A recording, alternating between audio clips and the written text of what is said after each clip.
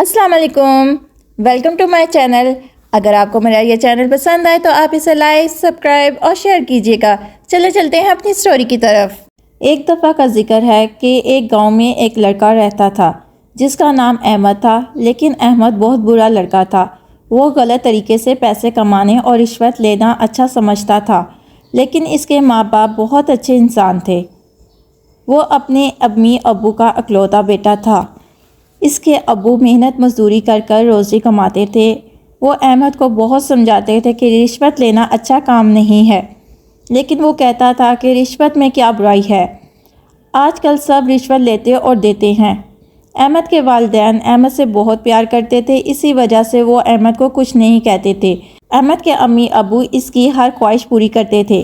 ایک دفعہ احمد کسی کام سے کہیں جا رہا تھا کہ راستے میں ایک لڑکا اسے ملا اور پوچھنے لگا، تم ہی احمد ہو؟ اس نے کہا، جی، کیا کوئی کام ہے؟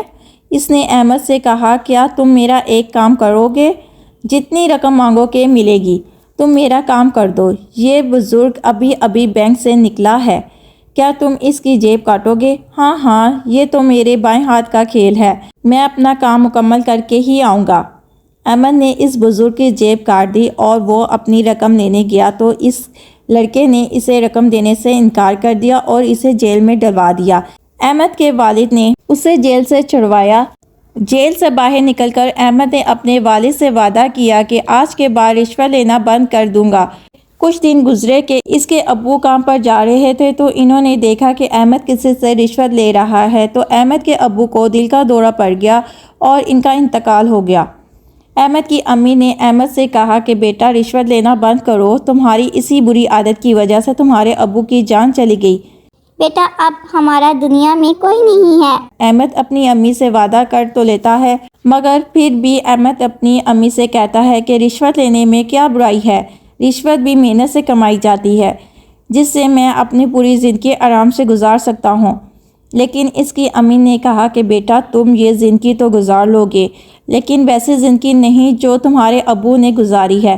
دیکھو تمہارے ابو کی معاشرے میں کتنی عزت تھی، وہ اس وجہ سے کہ وہ محنت کرتے تھے۔ پر احمد اپنی امی کی باتیں نہ سمجھ سکا۔ ایک دن ایسا آیا کہ احمد کے گھر میں کچھ بھی نہ تھا، نہ کھانے کو نہ پینے کو۔ اس کی امی بہت بیمار پڑ گئیں اور وہ سب سے مدد مانگتا، لیکن کوئی اس کی مدد نہیں کرتا۔ ایک دن وہ سو رہا تھا کہ اس کے خواب میں اس کے ابو آئے اور کہنے لگے کہ پیارے بیٹے، تم نے مجھے تو کھو دیا، اگر تم اپنی رشوت کی بری عادت کو چھوڑ کر جلد محنت نہیں کرو گے تو تم اپنی امی کو بھی کھو دو گے۔ احمد ڈر کر اٹھا اور کہنے لگا کہ میں رشوت لینا چھوڑ دوں گا، میں محنت کروں گا، دل لگا کر محنت کروں گا۔ وہ اپنی امی کے پاس گیا اور کہنے لگا، امی، آج سے میں محنت کروں گا۔ اس کی امی نے کہا کہ مجھے یقین تھا کہ تم ایک دن اچھے راستے پر ضرور چلو گے۔